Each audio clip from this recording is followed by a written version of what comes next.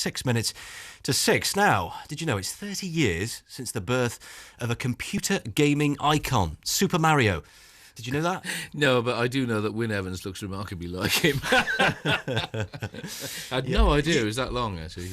I wouldn't tell him that, but there we go. Super Mario, and his brother Luigi changed the world of computer gaming when they were unveiled by Nintendo back in 1985. 3 decades later, Mario titles have sold over 300 million copies worldwide. Well, Guy Cocker is a video games expert and journalist. Welcome to the programme.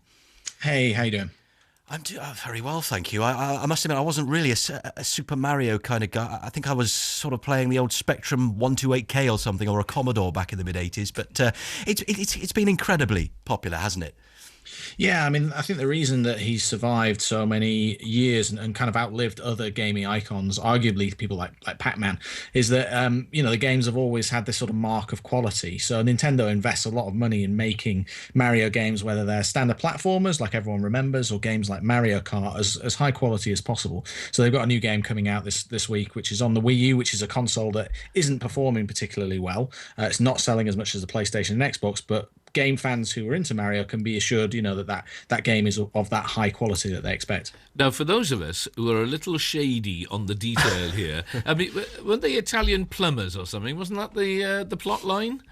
Yeah, basically, actually, Mario made his first appearance a little over 30 years ago. It's 33 years ago, back in the original Donkey Kong. Oh, and the reason he's kind of dressed as an Italian plumber, and he's got these red, he's got dungarees and a red kind of overall and a big mustache, is because it was actually quite difficult in those days in the 80s to make characters that looked iconic, especially human characters. That's why he had a huge monkey throwing barrels down at this character of Mario, and so the Japanese designer designed him. It didn't call him Mario. That was something that came later, but just made him with these dungarees and this big mustache, just to make sure that you could kind of identify that he was a human character, and that's how it came about.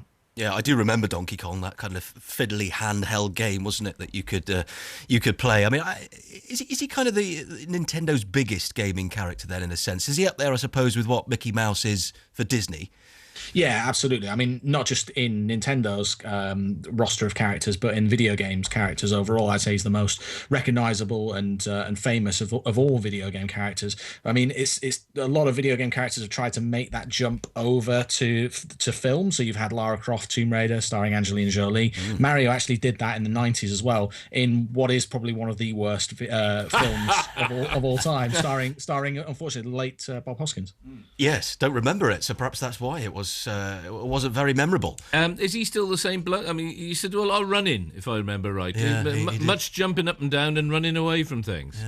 Yeah, he still does that. I mean, the games have definitely come on a long way in the last 30 years as technology has advanced. So actually, the most recent games were one of the first to move into 3D, which was a big thing through the 90s. So classic Mario, 2D, side-scrolling kind of platform games.